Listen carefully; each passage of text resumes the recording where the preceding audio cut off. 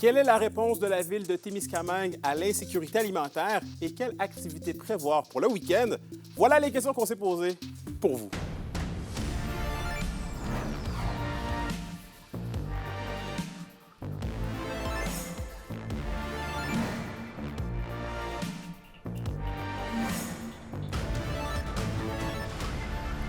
Ici Anthony Dallaire et voici vos informations.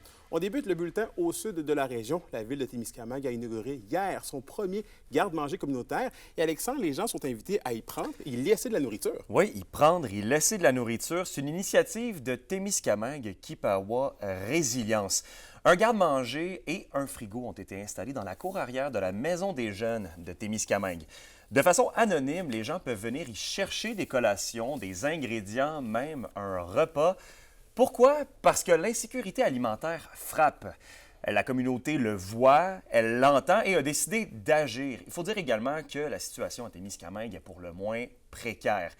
La méga-usine de carton et de pâtes de Ryam a pratiquement mis la clé dans la porte, laissant ainsi dans l'insécurité des centaines de citoyens de la ville.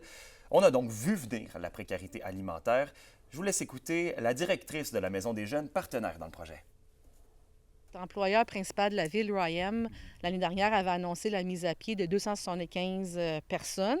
On s'est regroupé, les organismes communautaires, puis on s'est dit qu'il faut renforcer le filet social autour de ces gens-là, puis de toute la communauté, parce que tout le monde a été affecté. Ça a été nommé par les jeunes, ça a été nommé par les familles, le besoin de pouvoir se nourrir.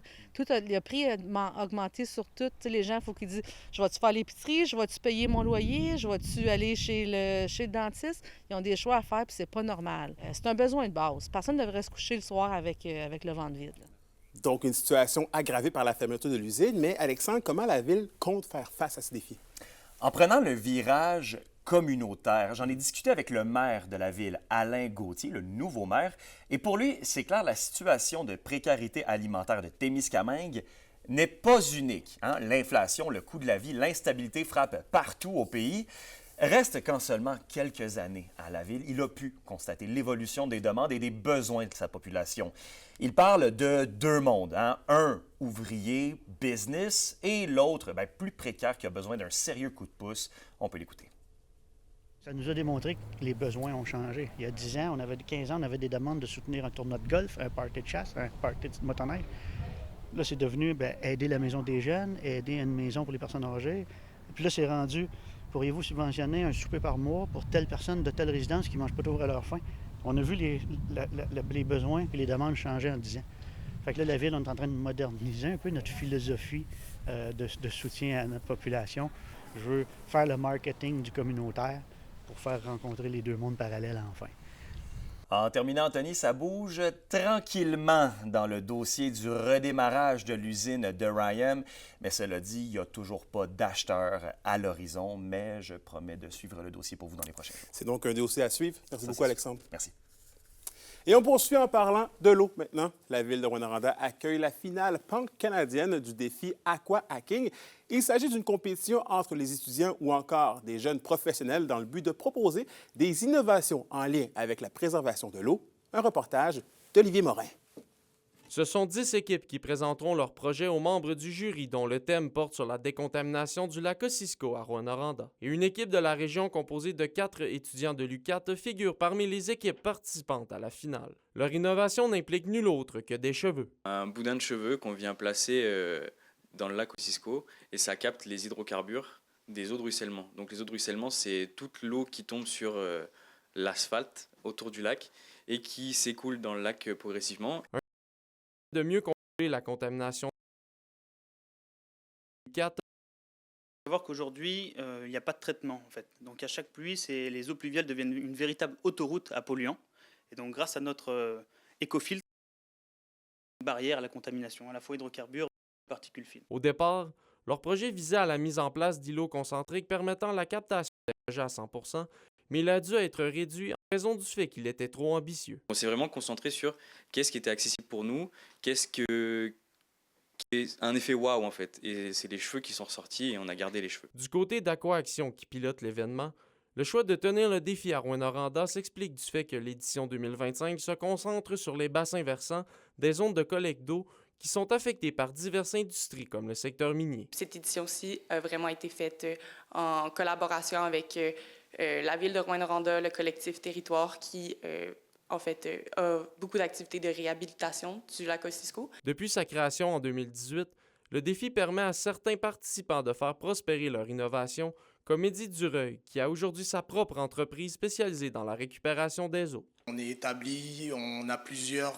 systèmes de vendus, je vous dirais en fait au Québec. Même une fois le défi terminé, AquaAction continuera d'aider les équipes dans la poursuite de leur développement de leurs projets d'innovation et qui s'inscrivent dans leur mission de la protection de l'eau.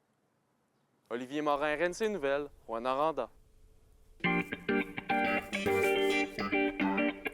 Au culturel, Justine, le Festival du bœuf de Saint-Germain-de-Boulay a lieu demain. Qu'est-ce qui attend les festivaliers, là? Beaucoup de viande, de la musique et du plaisir, bien sûr, Anthony. C'est l'événement le plus attendu de l'année à Saint-Germain-de-Boulay. Cette année, dès 13h, dans le stationnement de l'Arena, vous allez pouvoir admirer gratuitement l'Auto-show Boulay, où il y aura plusieurs activités familiales et tous les billets ont trouvé preneur pour le repas et les spectacles dans l'Arena en soirée. Les portes de l'Arena ouvriront vers 16h30 pour le souper et les spectacles d'Éric Lapointe et de David Pinault seront présentés plus tard. Après le souper, l'organisation est satisfaite de son travail pour cette 44e édition.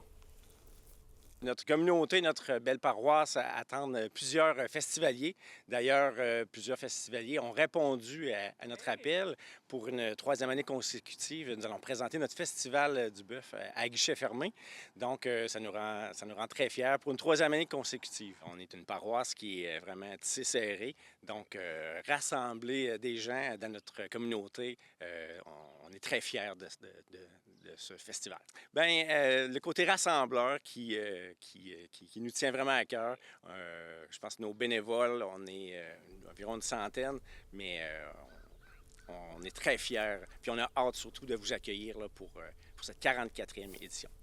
Donc, Justine, tu viens de le dire et on vient de l'entendre, c'est la 44e Ouais. édition du festival. Donc, les gens sont pas mal habitués, mais Exact. c'est quoi l'incontournable déjà là, du festival? Bien, c'est vraiment le souper, Anthony. C'est pas pour rien que les billets s'envolent comme des petits pains chauds. C'est très, très, très populaire pour la population de Saint-Germaine, mais aussi des environs. C'est un incontournable pour débuter en beauté la saison des festivals. Pour ceux d'entre vous qui sont peut-être nouveaux dans la région et qui savent pas quel est ce fameux Festival du bœuf, eh bien, avec le prochain extrait, vous allez comprendre pourquoi il s'appelle ainsi.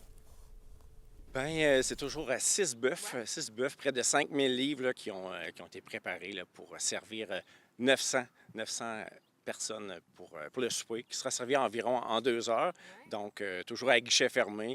Donc, on est très fiers de cette réponse de nos festivaliers. Oui, absolument. On commence très tôt vers 5-6 heures. Donc, une belle cuisson qui parfume notre belle paroisse. Donc, c'est très intéressant, même comme activité, à regarder cette cuisson. Pour tous ceux qui se sont précipités il y a quelques mois et qui ont réussi à avoir des billets, eh bien, bon Festival du bœuf demain. Ah, merci beaucoup, Justine. Bon festival à tout le monde et mangez pas trop vite. Ouais, oui. Et au sport, à l'occasion du Festival du bœuf, justement, différentes courses à pied sont organisées dans les rues de Saint-Germain-de-Boulay demain. Des parcours entre 2,1 et 21,1 km sont proposés. Et une course de 400 mètres est aussi organisée pour les jeunes enfants. Le coût pour y participer est de 20 $ et les fonds amassés serviront à soutenir les projets d'éducation physique de l'école primaire. Et à la météo de l'Abitibi-Témiscamingue pour ce soir et cette nuit, c'est dégagé pour tous les secteurs. Minimum de 0 avec gel par endroit pour l'Abitibi, minimum de 5 degrés Celsius pour le Témiscamingue. Pour la journée de demain, c'est du soleil avec un maximum de 19 degrés Celsius. Et finalement, en aperçu pour dimanche, c'est du soleil avec des maximums entre 22 et 23 degrés Celsius. Et voilà, c'était vos informations régionales. Merci encore une fois d'avoir été des nôtres ce soir. Nous, on se dit bien évidemment à lundi pour la suite des choses. D'ici là, prenez soin de vous.